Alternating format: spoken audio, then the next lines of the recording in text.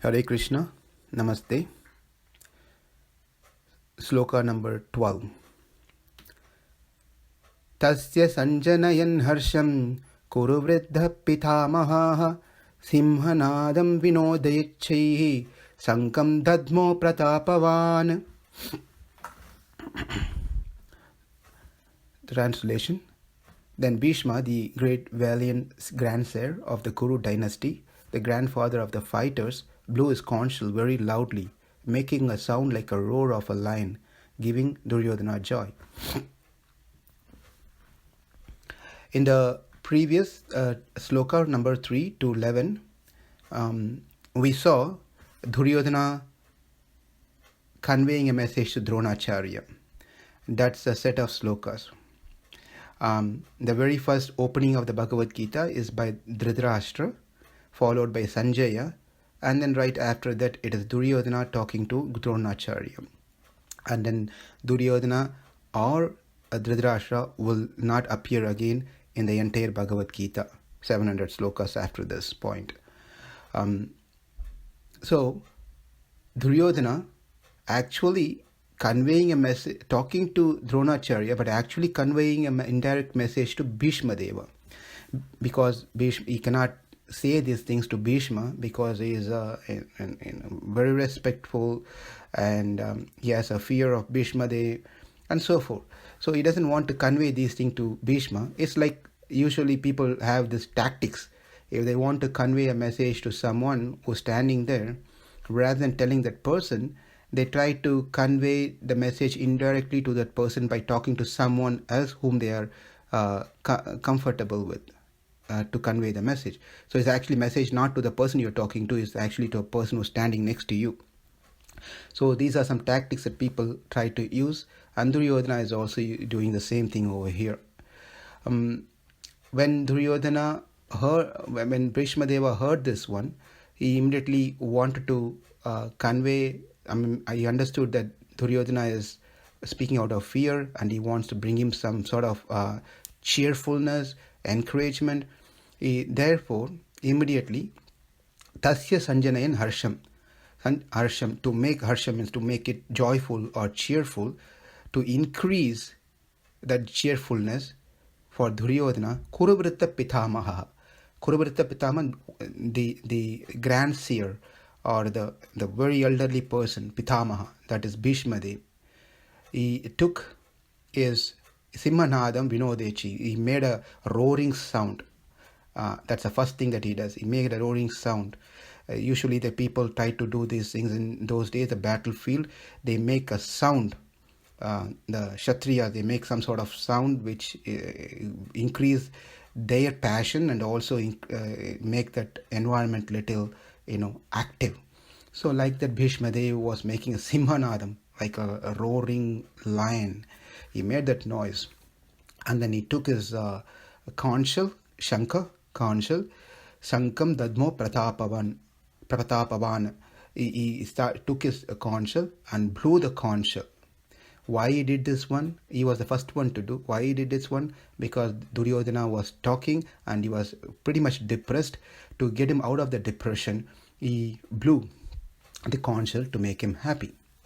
So sloka number 13 through 18 is set of slokas where it talks about pretty much about various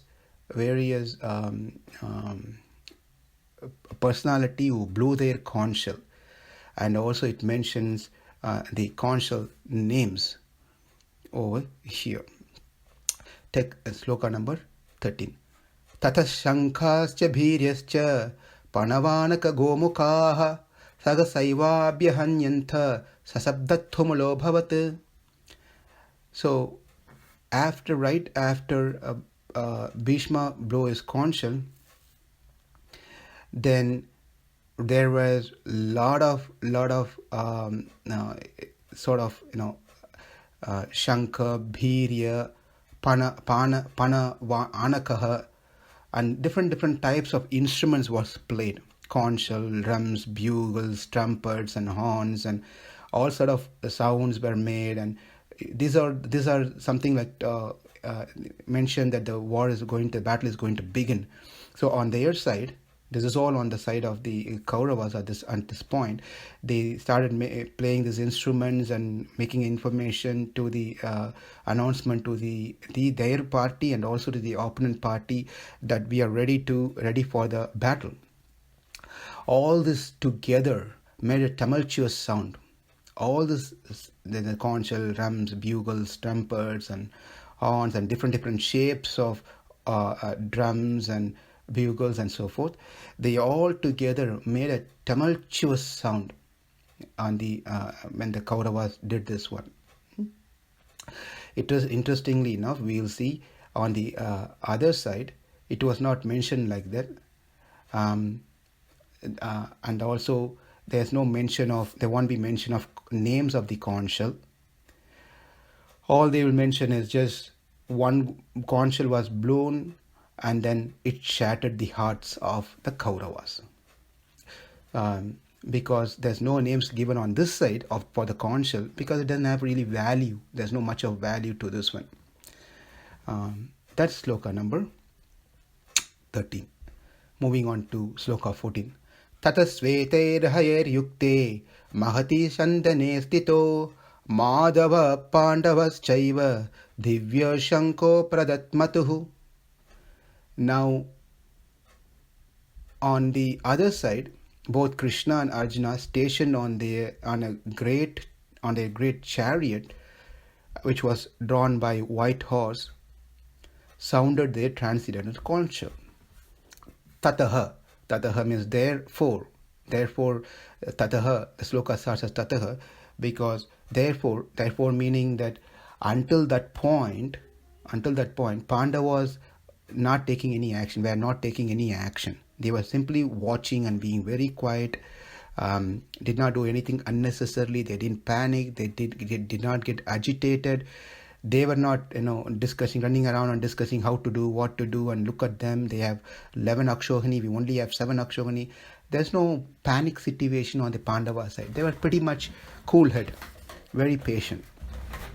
Until the point where Bhīṣma blew his conch shell, and all the people on the Kaurava side started playing those instruments. Right? Nothing was spoken, no action was done. Now here, this sloka beautifully says the setup of Krishna Arjuna together on this wonderful, amazing chariot. Sveter hayar yukte. Sveter means the white horses yoked, locked together in front on this chariot, on this beautiful chariot. Mahati sandane stito. Tata Sveter hayar yukte mahati sandane stito. So, meaning that the chariot, the greater chariot, actually this chariot was given as a gift by Agni Deva to Arjuna. And then we just have to start imagining this whole scene where you have the set of white color, pure white horses standing in front, and then on this gigantic chariot, which is gifted by Agni Deva, and then all the reins of the horses were held by the wonderful, beautiful personality sitting as a chariot driver, that is Krishna, in a bluish color, and having a peacock. Still he has a peacock. It doesn't matter wherever he goes, whether it's a fight or a party, he still has peacock on his head. That's his trademark. So he was sitting and holding the reins of the horses, and then behind him, on a little higher end, was seated the Panduputra Arjuna. So Madhava, Pandava, Chaiva. Madhava is seated and Pandava is seated. If you see here, it doesn't say Pandavas, Madhavas seated. It rather say Madhava, Pandava Chaiva, sitting together. In the grammar, Madhava as 3 syllable, Pandava as a 3 syllable. So they have equal rights, whichever can be placed. In grammar, it says that whichever has the less number of syllables, that has to come first, and the more number should go in the second. In this case, Madhava and Pandava both has the same numbers. But there's always an exception in grammar. Therefore, when the exception of same number comes, the preference and importance are given, and importance given to which that has a higher value and more importance. Therefore, Madhava is placed, Krishna is placed, who's the husband of goddess of fortune. That's the meaning of Madhava, is placed on the front, and then Pandavas, which is Arjuna, is placed later. On this chariot, who is greater? Because Krishna is also seated, Arjuna is also seated. They are seated on the same chariot. So who can we consider to be great here? We can see either way. Because Krishna is seated in the front, Krishna is considered to be greater. Because if you go to in a hall, if you've been invited as a special guest, then the first rows are given to the special guest VIPs, right? So Krishna is given the first seat in the front, therefore he is greater. If you want to consider Arjuna to be the greater, then who is the owner of the chariot? Owner of the chariot is Arjuna. Therefore, Arjuna is greater. Madhava, Pandava, Shaiva. So, tasya sañjanayan harṣaṁ kuru-vṛddhaḥ pitāmahaḥ siṁha-nādaṁ vinadyoccaiḥ śaṅkhaṁ dadhmau pratāpavān tathā saṅkhaśya bhīryasya pānavānaka gomukaḥ sagasaivabyahanyanta sasabdhathumulo bhavat. Hare Krishna.